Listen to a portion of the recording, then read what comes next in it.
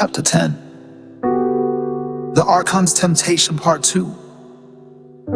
John absorbed the figure's words, understanding now that the greatest danger was not just in the temptations themselves, but in the soul's willingness to believe it had arrived. The Archons preyed on spiritual pride, turning the soul's desire for knowledge into a tool of control. The vision shifted again. Now John stood in a lush, serene garden. Souls wandered through it, their faces calm, their movements slow and deliberate. The scene was peaceful, almost idyllic, but something was wrong as John looked closer. He saw that the souls were no longer seeking. They had stopped asking questions, stopped moving forward. They believed they had found the divine, and now they rested in a false sense of completion. This is the temptation of false peace, the figure of light said softly. The Archons offer the souls a sense of finality, telling them they have reached the divine and need seek no further.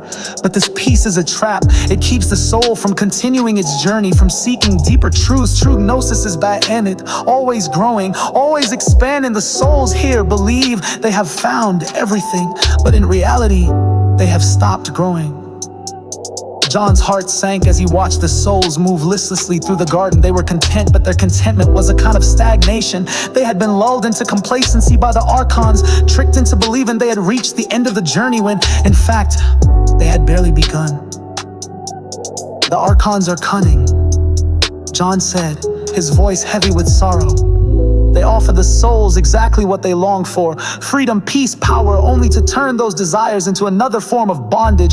Yes, the figure replied, but there is hope. The souls who remain humble, who continue to seek even when they believe they have found the truth, will see through the Archon's temptations. True Gnosis is endless, an ever-deepening understanding of the divine. The soul must never believe it has reached the final truth, for the divine is infinite, and the journey is eternal. John nodded, realizing now that the path to Gnosis required constant vigilance. The Archons' temptations were not just distractions, but sophisticated traps designed to exploit the soul's deepest desires. The souls had to remain ever vigilant, ever questioning, to avoid being led into spiritual pride or complacency. I will guide them, John said with determination. I will help the souls see through these deceptions. The journey to Gnosis isn't an end. It's a constant unfolding of truth. The figure of light glowed brighter, filling John with a renewed sense of purpose. You understand now, John, trust in the light of Sophia, and you will guide the souls back to the pleroma. The Archon's power is rooted in lies, but their deception cannot stand against the truth. The souls who seek with humility will find their way home. With those words, the figure began to fade, leaving John standing alone in the garden. The city beyond still pulsed with its false promises, but John's heart was steady. He understood now that the path to Gnosis was not a final destination, but a continual process of discovery.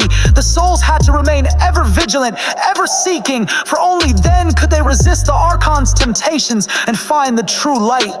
With unwavering resolve, John turned toward the city, ready to help the souls navigate the trials of Gnosis and avoid the temptations that could lead them astray.